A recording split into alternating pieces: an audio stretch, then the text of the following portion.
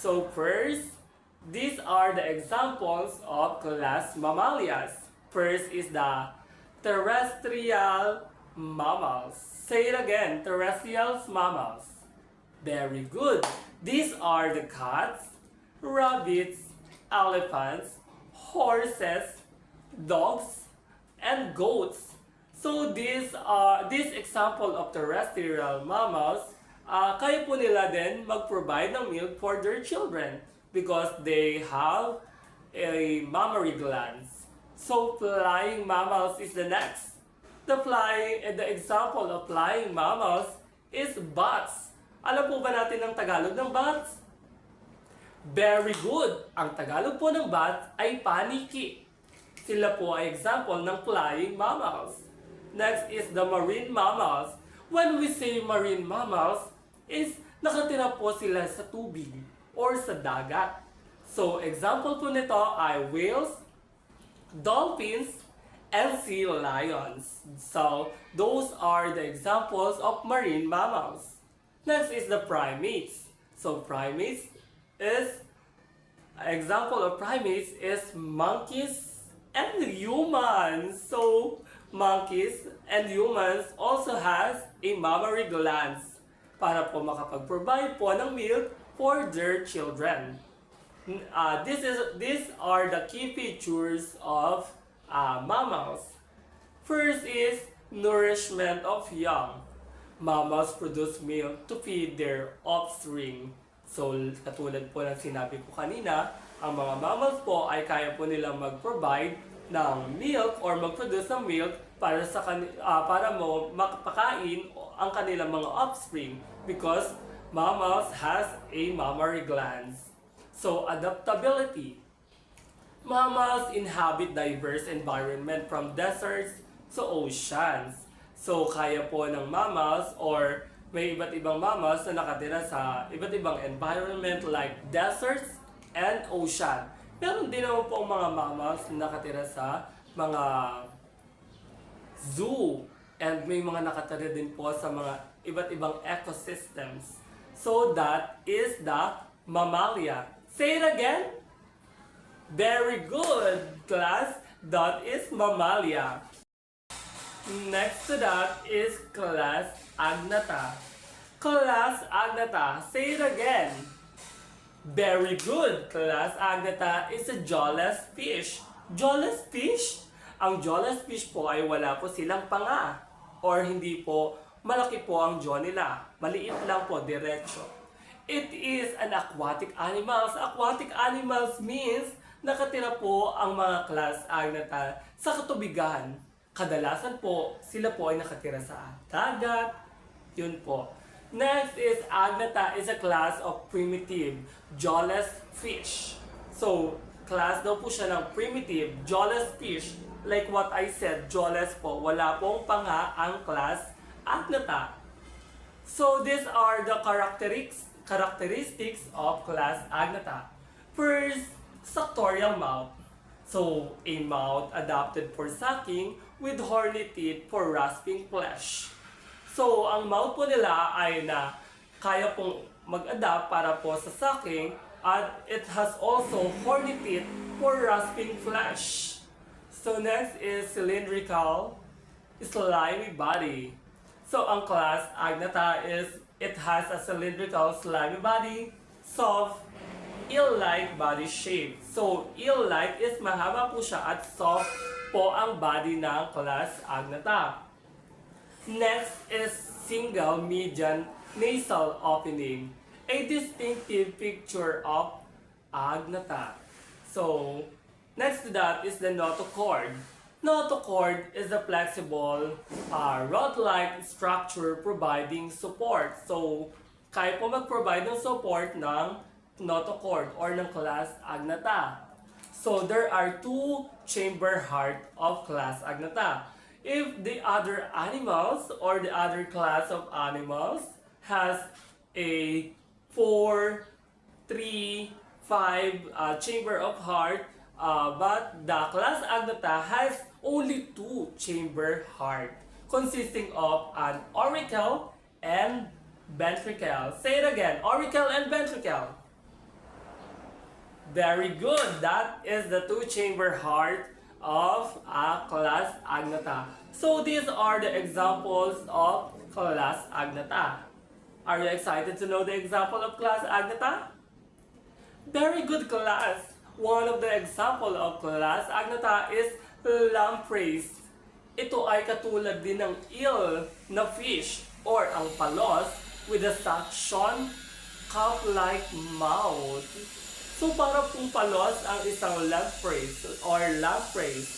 So isa po siyang mahaba, madulas, at ito po ay kaya pong lumangoy sa katubigan.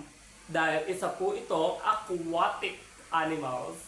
So next to that is the hagfish. Hagfish is a slime producing fish with a similar body. So ang hagfish po ay madulas at slime producing fish po siya. Dahil pero similar body shape po siya ng mga eels, ng mga pahaba ng mga aquatic animals. So that is the class agnata. Again, say it again, the class agnata.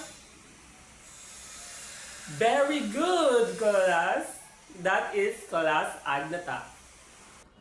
Our last class of animals is class Chondrichthyes. Say it again. Very good, class Chondrichthyes. Class Chondrichthyes is a class of jawed fish that contains the cartilaginous fish or chondrichthyans, which all have a skeleton primarily composed of cartilage. So unlike sa class Agnata, ang class Chondrichthyes ay merong panga or may jawed fish at ito ay may cartilaginous fish or the chondrichthyans. It has also a skeleton primarily composed of cartilage. So here's are the characteristics of class Chondrichthyes. So first we have cartilaginous skeleton, flexible cartilage-based skeleton instead of bones. So yung class Chondrichthyes has a flexible and cartilage-based skeleton at imbis na bone po, unlike sa ibang animals, ang class Chondrichthyes po ay merong flexible bones or skeleton para po sila ay makalangoy. So next is visible gill slits.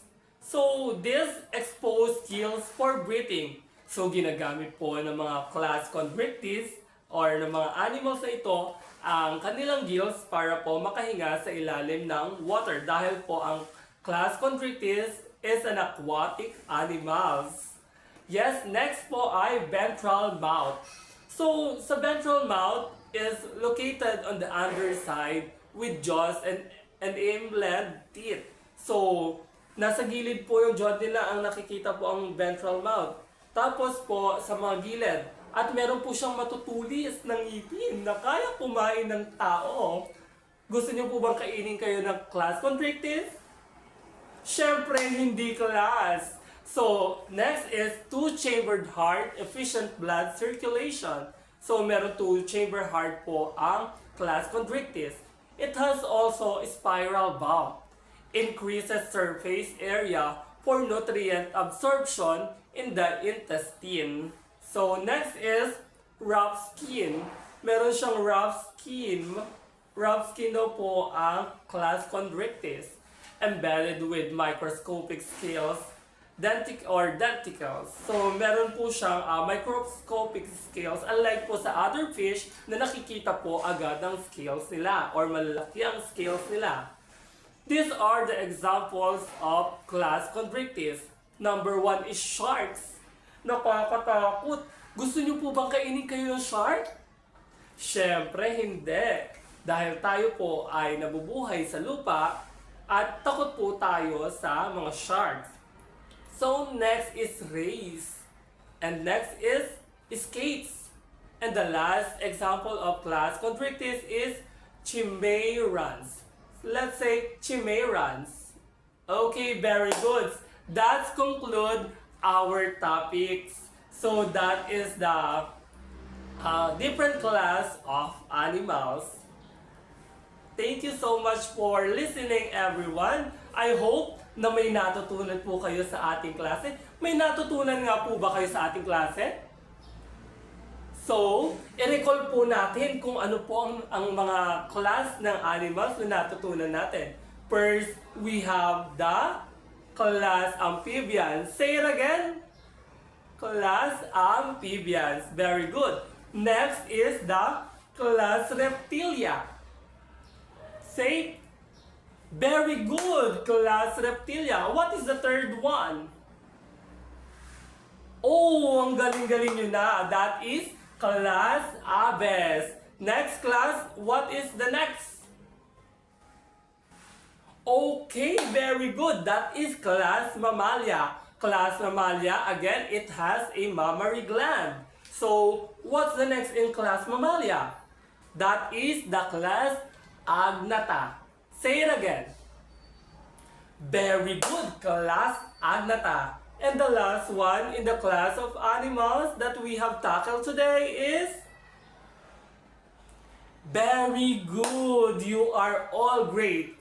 That is the class Chondrichthyes. Napakahuhusay nyo na. I hope na sa mga natutunan nyo ngayong araw ay may dadala nyo ito hanggang sa inyong paglaki at sa pagtanda nang sa gayon ay magamit nyo ang inyong mga natutunan para sa mga susunod nyo pang aralin. Yun lamang po at maraming salamat. Paalam mga bata!